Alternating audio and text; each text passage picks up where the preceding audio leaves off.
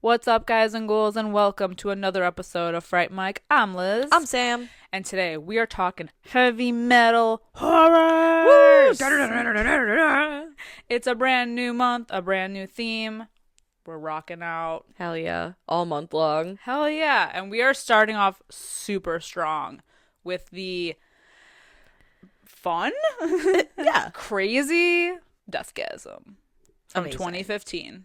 This is a first time watch for me. What? Yeah, I know. Really? It's been on my to be watch list for years. Yeah, at this point. All right. I've seen the cover so many times, and I just never got around to watching it because it always reminded me of that show Todd and the Book of Pure Evil. At least based off the cover. And I was like, one of these days I'm gonna watch it. Today's the day, baby. It's like years and years go by, and I'm like, well, I guess now it's my time. I'm trying to remember when I first watched this movie. It was, I think, because it came out in 2015. I think it was like 2019 is when I first watched it. Nice. Or like 2020. One of those. Somewhere so in there. Much fun. So then what did you think? Your first impressions? I liked it. I think it's a lot of fun. I think it's funny. It's goofy. Yeah, it's a bloody good time. I think it's just one of those like quick, easy movies. Yeah. Oh, for sure. It has like kind of like the same like dark humor as, like you said, Todd and the Book of Pure Evil, and like Tucker and Dale. Yeah. That kind of vibe. So I think it's a lot of fun, and I really like the editing of it, especially the beginning with scribbles. Yeah, me too. Like how they were like given all like a character dump in the beginning of the movie, so it's like, but everybody's name is scribbled, and they all have like a thing that makes them stand out. Yeah, no, it's very cool. It almost is like not cartoon, like comic-y. Yeah. Also, the one friend, what's his name? Dion. He gave me like big Garrett Watts vibes. I thought the same thing. Yeah. I think they look the same. They do. I thought the same thing upon rewatching it. I want to hang out with these people. I know. They seem so chill. I think that's like what's funny about it is it's satire because, you know, especially because all the adults in this movie, like the our main character Brody, he has to go live with his aunt and uncle who are like uber religious people, and the whole thing is like the parents are like, oh, metal is evil and it's all Satan worshiping and everything, but at the end of the day they're the ones that save them from the demons. Yeah. And I think it's such a common thing too, where, you know, you see people who listen to the certain type of music or dress a certain type of way, and you're like, they're evil and devil worshippers, and they're like the nicest people.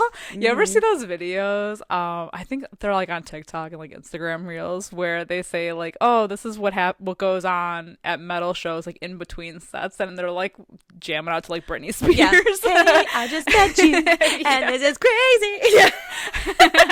It's so true though. I have never seen a crowd go hard. Like, mind you, so Luke and I, my husband and I, we were waiting to see Motionless in White, and this was when Graveyard Shift came out. So I think it's their third album, fourth album, something. I don't know. So.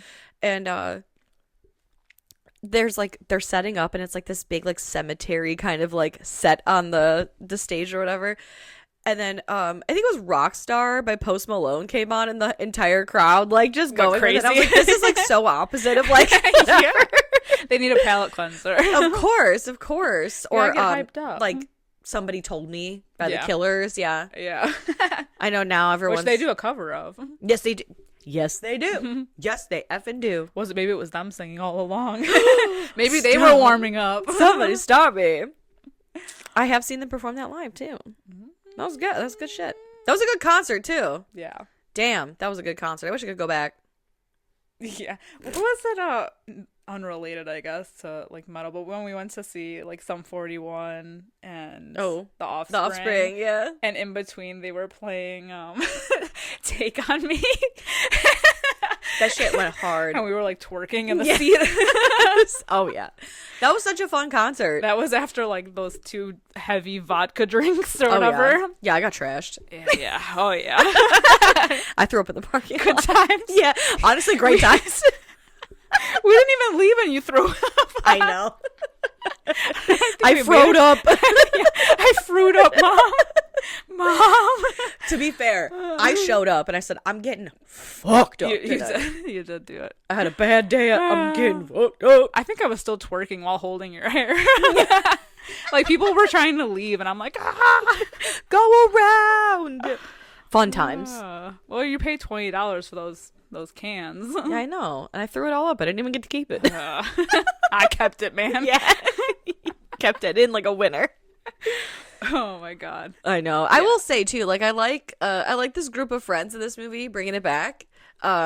Even Zach, even though he's a bad friend. Yeah, a little bit of a piece of shit in the middle. Yeah, he's a bad friend. Mm-hmm. And yet, I'd still probably have tried to date him at some point. Probably. If I went to this school, I'd be like, well, red flag. Yep, yeah. Walking red flag. Absolutely. Yeah. He did give her his jacket though.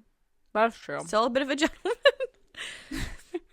That's true. But at the end of the day, well, he did help save the day, so. That's true. He's not the hero we want, but the hero we need. And he has one of my favorite lines, which we'll get to, but it's like a little bit later in the movie. Okay. It's just so good.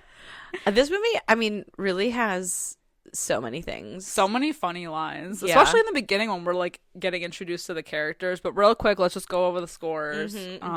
So right now it has, I mean, not like it's going to change that drastically, but as of right now, it has a 6.3 out of 10 on IMDb. It has an 88% on Rotten Tomato. Hell yeah. That is good. Good times. Mm-hmm. Good times. Yeah, so in the beginning, we get a little bit of a backstory on our main character, Brody, who is forced to leave his meth head mom, who goes to prison, is sent away. So he is forced to live with his aunt and uncle and his douchebag cousin, David. I also love, too, like, he shows up with all his heavy metal stuff, and he's like, yeah, my religious aunt and uncle, my uncle thinks Ricky Martin is heavy metal. Or, I was like, he thinks Ricky Martin's music is heavy. I was crying. I was like, man, me too. I'm sorry. What's that song like? Ole, ole, ole. But Ricky, this shit goes hard. It does. Yes. Don't talk shit about Ricky Martin over here. In the club. Yes. You hit me with one of those. They played that at my gym the one day. I've never ran so hard in my life. Oh yeah. I was vibing. That and the J-Lo song Let's Get Loud. Oh yeah. Oh, come on. Oh my god. Like, you want to see me move my ass. Bitch. Hear me out. Yes. Turn it up. Anyway, yeah, David's a douchebag. He is like a bully for no reason. Yeah, a bully of like the nth degree, like horrible piece of shit. Beats up poor Brody and Dion. Poor Dion. Yeah, Dion. He tries to shove / the dice Garrett Walk. Yes. Well, what is it? It's oh my god, because they play like Dungeons and Dragons, so it's not like, because he's like, I'll shove your dice up your ass or your die or whatever. It's actually like, I forget what they call it. Oh yeah, where it's like whatever. Yeah. Oh, we're introduced to Medina, who is David's girlfriend, kind of, but they're like, yeah, they're like casually dating. Like, they're not boyfriend girlfriend, I would say. Well, he's toxic as fuck. So yeah, like, it's like she's dating him, but she's not happy about it. And after all, she's the number one cause of awkward boners, according to Brody. Mm-hmm. She gives Beth from Detroit City vibes when she's like crushing on Jam, because like they're in that, and I only say this because like they're in the classroom and she sees, like, so Brody gets in trouble for doodling the teacher, I don't know, with like cock and balls for eyes or something.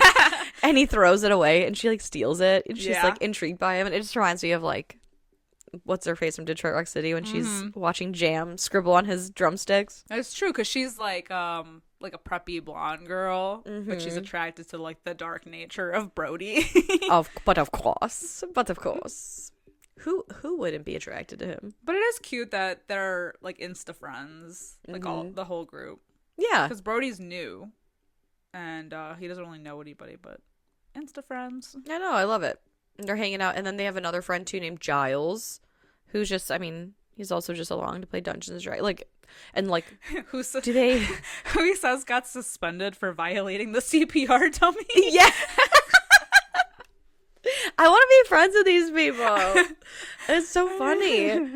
Oh, and then like, there's that Alien Records. That looks pretty cool. That's where he meets Zach. Yeah. And I do love, they're kind of like, I guess, sizing each other up a little bit when they're going through like the records.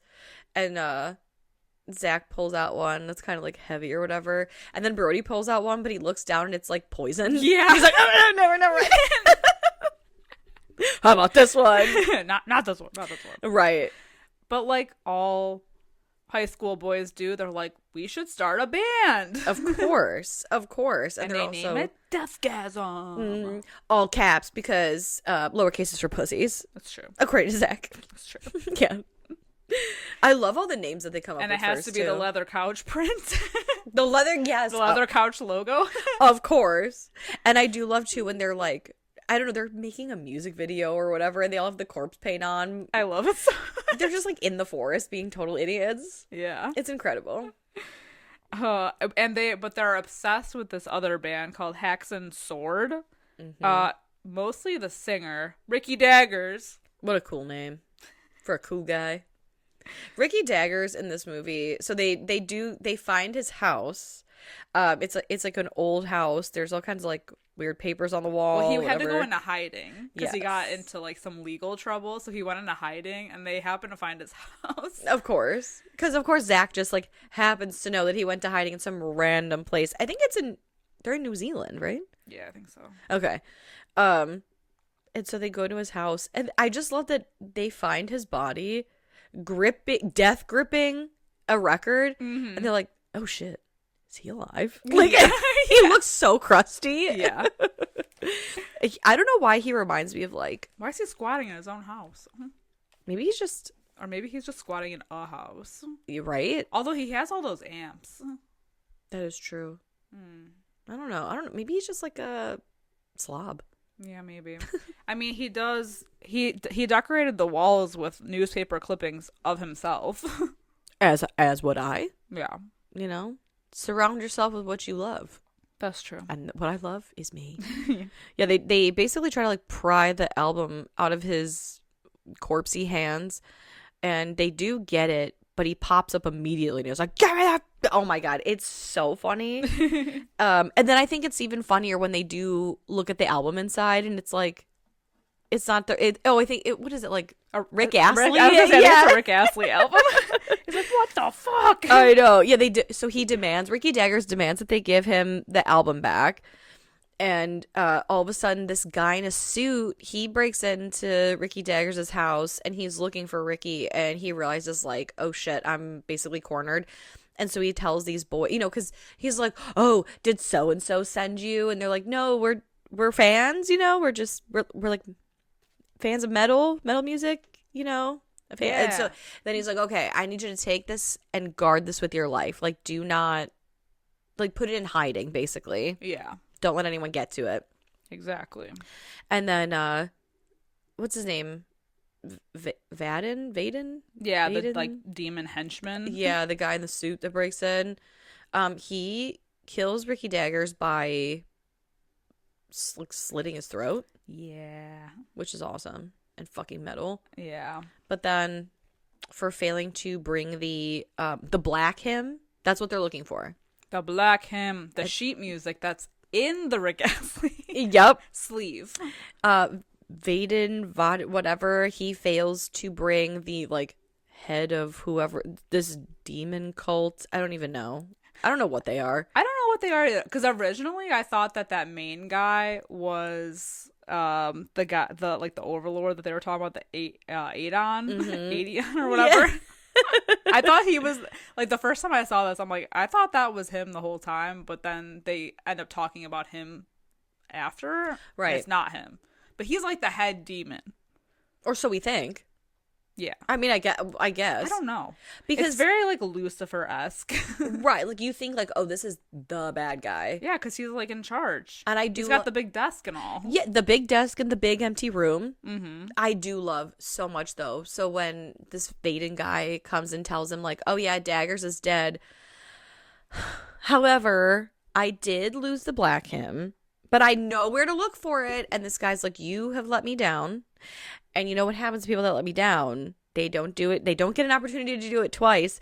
And so he calls in his henchmen. And he's like, you know, basically like kill him. And they behead him. Yeah. And then he gets so mad. The HBIC, you know, the guy in charge. He's like, all over the carpet. First of all, are you kidding me? Do it again. Or he's like, put the tarp down and do it again. And they're like, sir? It's very like... It's very like Dracula Dead and Loving It. Absolutely. I don't know. It reminds me of something like in a Mel Brooks movie. Or like What We Do in the Shadows. Like, yeah. put some newspapers down. Yeah. Put the newspaper. And I forgot to put newspaper down. You talk about the couch, the red one. It's red now. Like, but yeah, so they basically like they put a tarp down the already ruined carpet, and then they hold the head and like pretend to cut it again. And he's like, "Thank you, that'll do." It's so I was like, oh my god, this fucking movie. This movie just has like the smallest little details. Like when they like the next scene is them filming that music video. Yep. And the song is called Intestinal Bungee Jump from Crowbar Abortion Records. Love it. Yeah. Yep. Like just like the smallest little things throughout this movie. Very metal. That are like really quick. Oh yeah. The edit, like you said before, the editing is so good. Yeah. It almost feels kind of like Edgar Wright-ish. I was gonna say like Scott Pilgrim. Yes, or like Shaun of the Dead. Yeah. Yeah. Very quick. So fucking good. Ugh. Yeah, it's like a blink it and you miss it kind of thing. Enjoy the podcast, like what you hear, and you want to hear more? Well, you're in luck. We have a Patreon. That's right. If you don't know, we talk about new movies on our Patreon. We do monthly rewinds so that way you can find out what we are watching between our main episodes. Sometimes we craft spooky cocktails to match our theme of the month, and watch parties galore. So much fun over there. Head over to patreon.com/Fright Mic Podcast to check that out. Again, if you want to hang out with us a little bit more, then support us over on patreon.com/Fright Mic Podcast. And we'll love you forever. Okay, bye. And like as I was trying to take notes too, it's like there's so many little things that I'm like, oh, I want to make note of that, but it'll be too long. Yeah, the notes will be too long. That's why you have to watch the movie. You have to watch the movie. Yeah. And I think some of these things too, if you were to write them down, it's like they're almost, if you don't see it in the context in the moment, then it's like, exactly. So it's not as funny. Yeah. Yeah, and then we got the infamous ice cream scene, which has been the fucking memed meme everywhere. When I saw, since this was my first time seeing it, when I saw that shot, I was like, that's what this is okay. from. Yep. Got it. Because like, you always see like my two music tastes sitting next to each other. Yep. My two personalities next to each other. And she's flirting hardcore with him. Oh, yeah. They're eating ice cream. And she's talking about how she doesn't really listen to metal. And I do love that he's like, oh, try all of these. And there's one, it was like, I mean, all the albums, you know, it's like some of the names. Really like, hardcore. Yeah. And he's like, I don't know, listen to this one. I think he gives her like a Hex and Sword album. Yeah. But then she's talking about how she doesn't have any tattoos. And she really wants a tattoo. And she's thinking like here, and pulls like her tit down, or, you know, like her shirt down to expose her boob. And she's like, or maybe like up here on my thigh.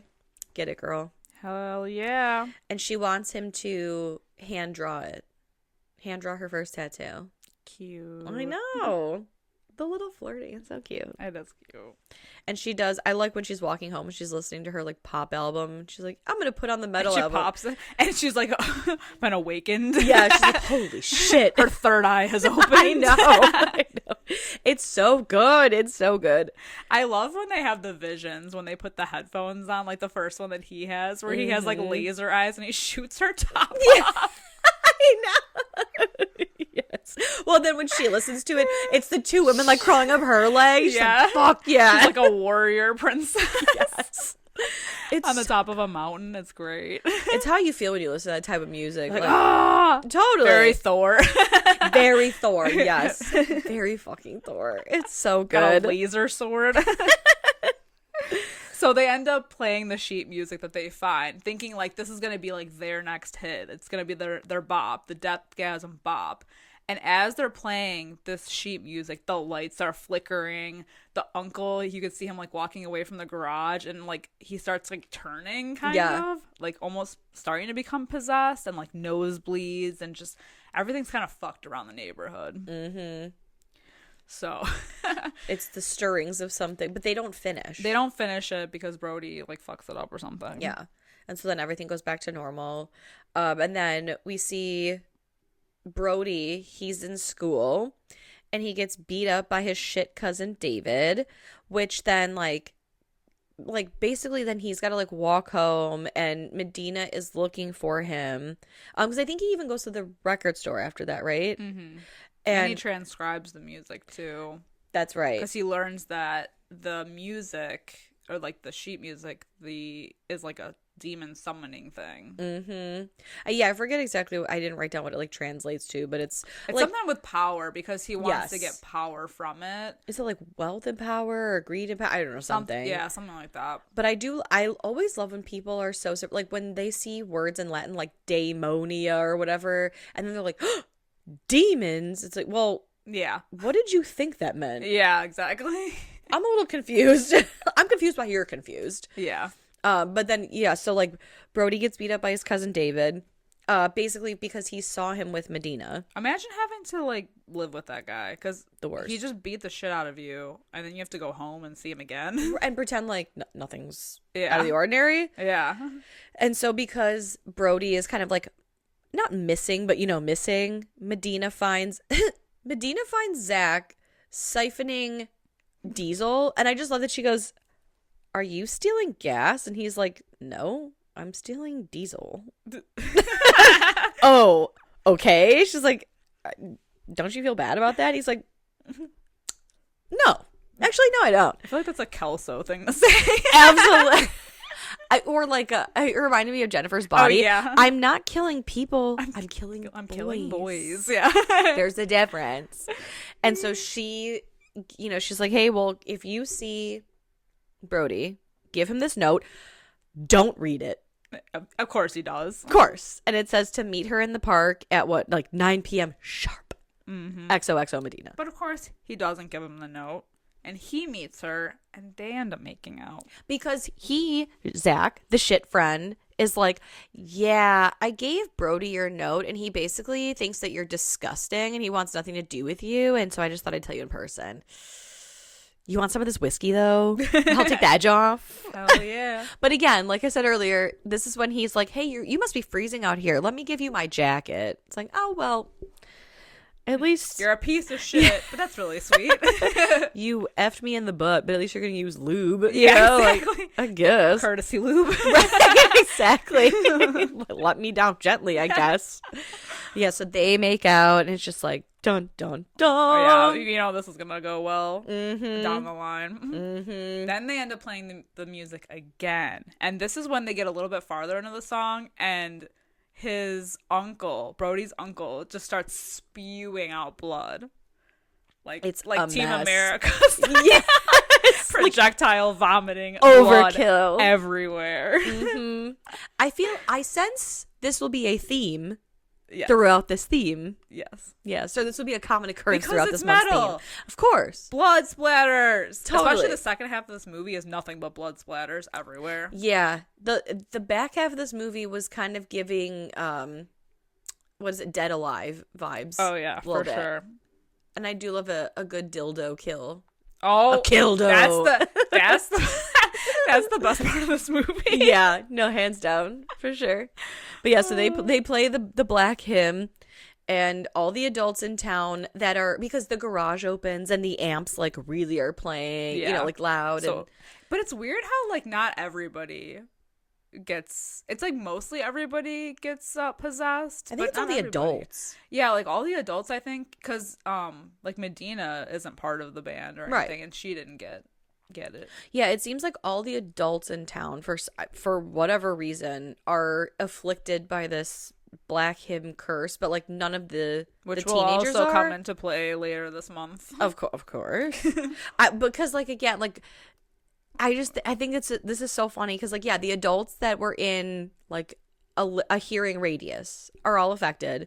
For some reason, the children and the teenagers are not affected, which makes it even funnier when like, so basically like later on, there's a whole like fight scene and his with Brody's aunt and uncle, and then David comes in, his cousin. Yeah, he's fine. And yeah, he's like, what the hell? And Brody kills him, and Zach's like, he wasn't a zombie. No. Yes, he was. Yeah. Not only does he kill him, he fucking hacks his face with a chainsaw. Like in half.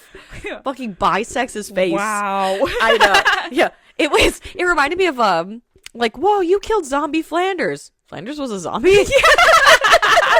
You know. Same energy. Yes.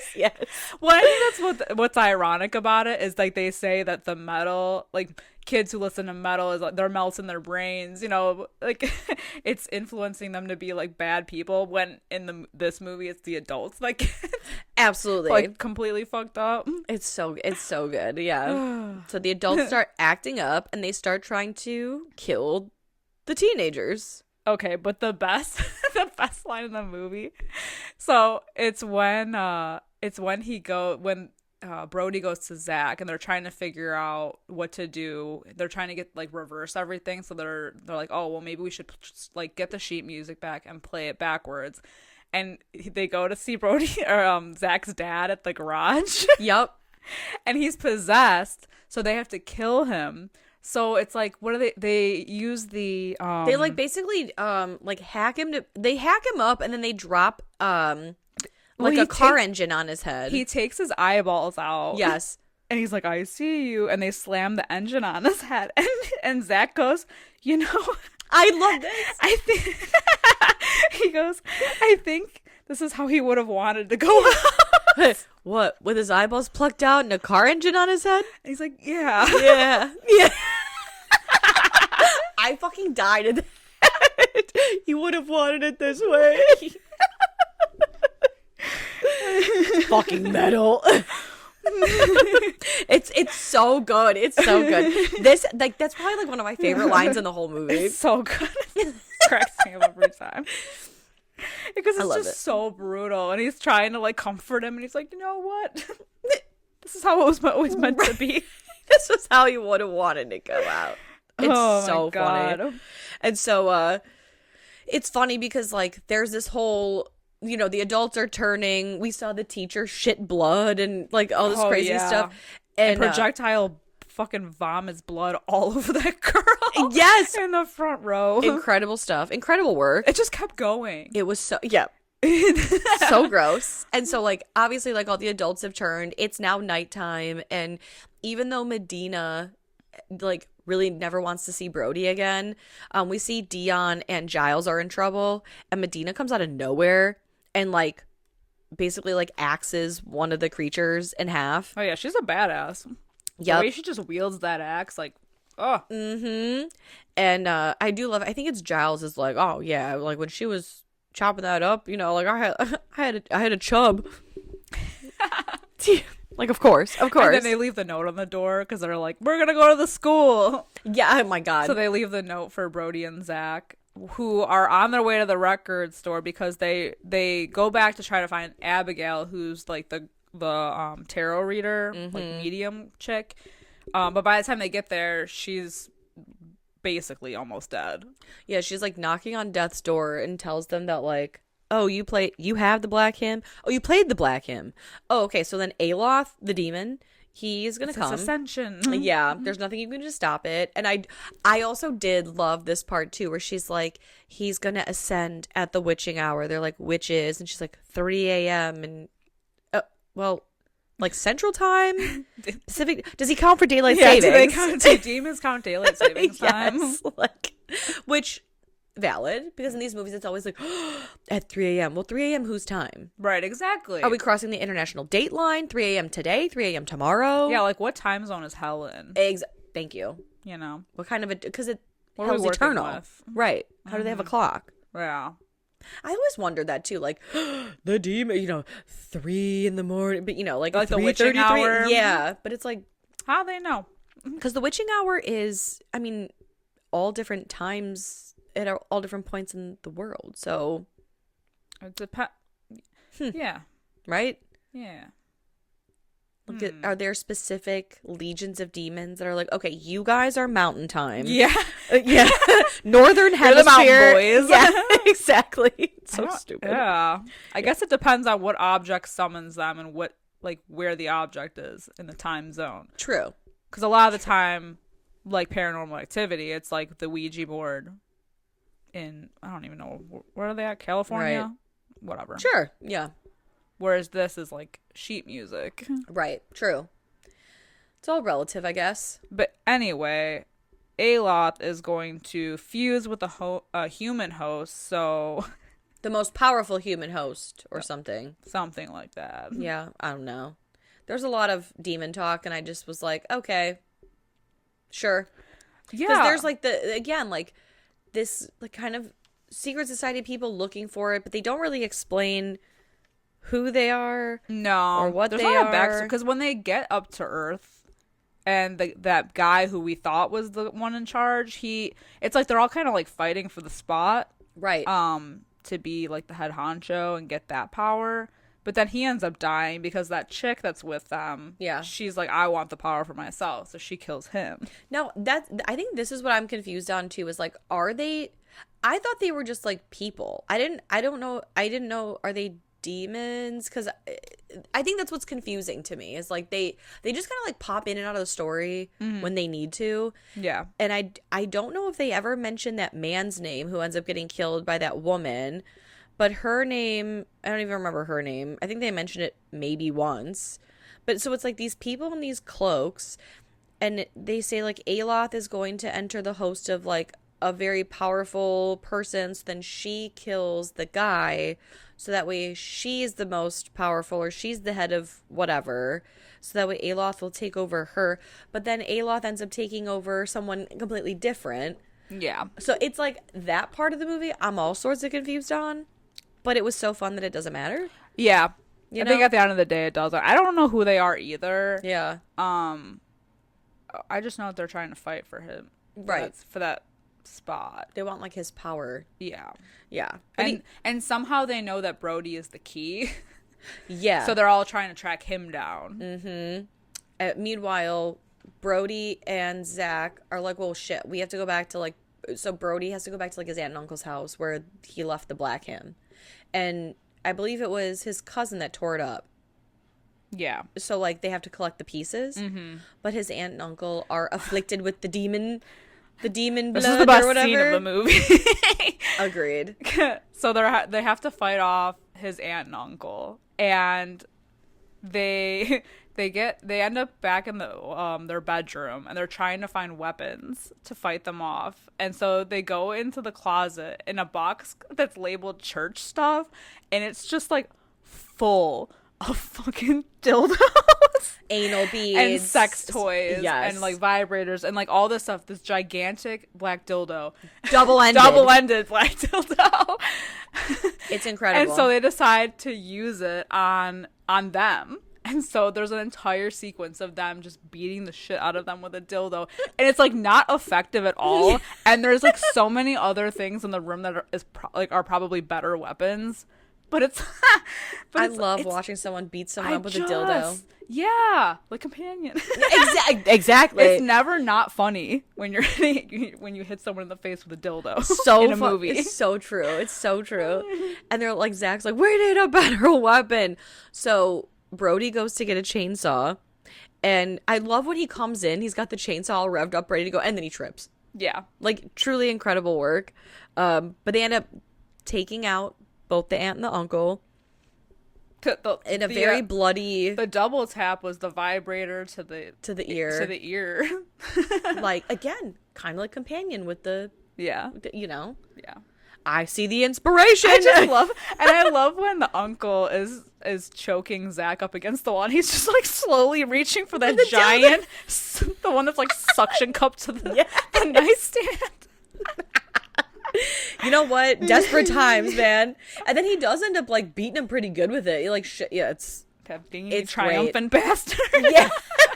Yes. Oh my god. Well, and then this is the point too. So like the aunt and uncle are finally dead, and then David comes in and he's like, "Oh my god!" And Brody just like cuts his head completely, like clean in half, and he's like, off. "Yeah, I don't think he was a zombie." And Brody's like, "No, he definitely was. He said, 'Hail Satan' and all that stuff. Yeah, no, he was evil. Mm-hmm. For sure. You just didn't hear." And then they make those makeshift weapons, and they get they have the knife on the end of the weed whacker, and they just like fucking they whack that guy's dick off. Yes, they do. He's like, you're good at whacking guys up. Oh my god, it's so funny. So they end up back at the school, which is so great because then they run into Medina, Dion, and Garrett. Not Garrett. Oh my god, and Giles. Yeah. And they're like, "Oh, good, you got our note." And he's like, "What note?" Yeah. Then Zach's outed for being a piece of shit. So he's like, "That's the second note that I haven't gotten." And they have like a fight. Brody and Zach do, which causes Zach to walk away. And they're like, "Well, fuck it, we don't need him. We can do this all on our own." But then they end up getting captured. Yeah. And I do love. So they get captured and then dragged. Basically, like, not hogtied. Kind of hogtied. Yeah. Well, they're tied up. And they're at Ricky Dagger's, the place that they found Ricky Dagger's. Yeah, because they basically, like, think that if they amplify the sound using all of his old amps, that they can try to reverse this whole thing from happening, but then they end up getting caught anyway. Yeah. So... And they also find out that whatever. They don't even really know how to play it forward. So, like, trying to play it backwards is just as difficult. Yeah, because they don't have the actual sheet. And it's, like, really... I feel like they make, like, a very close call. The evil group is gonna kill them, but... Yeah, Dion gets his head ripped off. Yeah. And then they rip off Giles's limbs. Yeah. Like, his arms. Those poor guys, they didn't stand a chance. But then Zach comes to the rescue with the chainsaw. I do love very much, too, that Zach comes in and saves them. And they're like, did you take the time to put on corpse paint? he has the face paint on. Yes. Hey, you know what? You gotta do what you gotta do. You gotta go out in style. Totally. Especially because he ends up being like the host, I guess, or the vessel. Yeah, because that woman who killed the man, who we thought was the guy in charge, she ends up getting killed. She gets like speared through her torso. Yeah, I think, or her chest or something. And so again, I don't know who they are. All I know is they Illuminati. Yeah, like it's not really explained who they are, and if it is, I was not paying attention apparently. So like truly at the end of the day, they don't matter. Because then possesses Zach. And is he stabs Brody. Yeah. And then he goes over to Medina and he's like about to kill her. And Brody's like, "Fuck this," and gets up and just is like, "I'm just gonna play whatever." Yeah. And he's playing this like aggressive music that somehow for whatever reason lures Aloth away from Medina. Mm-hmm. And Zach's able to kind of like get a hold, like get a grip of the demon for long enough to be like, "Yeah, man, you gotta kill me." Yeah, which he does. It's very sad. Yeah. The sacrifices we make. Mm-hmm. And so Aloth is destroyed. Woo! Yay! Yay! At the expense of Zach, Giles, and Dion. Yeah. Damn, that sucks. And a lot of the adults in town. Most of the adults in town. Yeah. And then it's what? A couple months later. Yeah, a couple months later. And Brody and Medina are together. And she's got like a metal makeover now. Yeah, she has her metal makeover, but Zach is still able to communicate with them via amp. Yeah, right, via like record player. Yeah, I do love that too very much. It's like that's very just Shaun fucking of the with Dead. you. Yes, exactly. Nah, just fucking with you. And I think, is there a sequel to this? I don't know. Is there? Because I haven't seen it. If there is, I haven't either. I don't know. I hope so. Well, that's how fun. I was when I was logging this on Letterboxd, so I wouldn't forget. I thought I saw something about like a Deathgasm 2, but I didn't click on it, and I was just like, yeah, whatever. I'm gonna look it up right now. Yeah, but this was a fun. If there is no sequel, it doesn't matter because this is a fun movie anyway. Yeah, I don't think it like needs one, but it's still a good time, and it was directed by Jason Lee Howden, who also did Guns Akimbo, which is also a fantastic movie. I do love Guns Akimbo is also crazy, yeah, stressful good time. Very fast paced. Love it. I know. I still love his little bear slippers in Guns Akimbo. Oh my god, there is a sequel. It's called Goremageddon. Goremageddon? That's incredible. Hell yeah. Oh my, has no reviews. Oh my god, the tagline is "Evil comes again." Oh, it's like coming as that's gross. That's funny as hell. We gotta watch that. Same cast though. I didn't know there was a sequel. Well, shit. What are we doing? We need to have another sequels month. Ooh. Mm-hmm. Did this even come out? Is this real? Is this real? There's no like release date on it. Interesting. But the same cast is there. Maybe they meant to make it and they never did. That would be sad if they didn't. I know. We must do more research. Yeah. Oh, it's in post-production. So it is coming. It's coming. Everyone is coming. How fun. I know. Oh, I love that. Maybe we'll cover it when it comes out. Yeah, that'd be fun. Yeah. Heavy Metal Horror Month Part 2. Hell yeah. Now, if you had to rate this movie, what are you going to rate Deathgasm? This is hard. I mean, I think it's just a fun time. It's a good time. I'm gonna give it a 3.75 out of 5. Nice. I'm right there with you. I'm gonna give it a 3.5 out of 5 for the same reason. The story is fast and loose, yeah, but it's so fun. The script is funny. The people are funny. Yeah, it's like a really good time. Yeah, like the editing makes it even better. Yeah, and the amount of jokes. Oh my god. That honestly, the dildo scene alone is like great, but the one-liners are great. So it's just like a good time. Yeah, when they kill Zach's dad, and he's like, I think he probably would have wanted it this way. That was the best line of the movie. So funny, so good. Honestly, this is like a really great party movie. Like throw it on with friends, and like it's gonna be a good time. Totally, I could see this being played at like Kuma's Corner for those of you who are in Chicago and know what I'm talking about. Hell yeah. Mm-hmm. I could totally see that. Yeah. Yeah, really solid. Absolutely. So let us know what you guys think about Deathgasm, if you've seen it, and if you're going to check out the sequel along with us.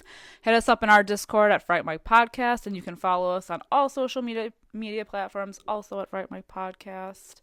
And if you have a few minutes after the show to give us a quick rating and review, we would really appreciate it. But until next time, I'm Liz. I'm Sam. Rest in peace.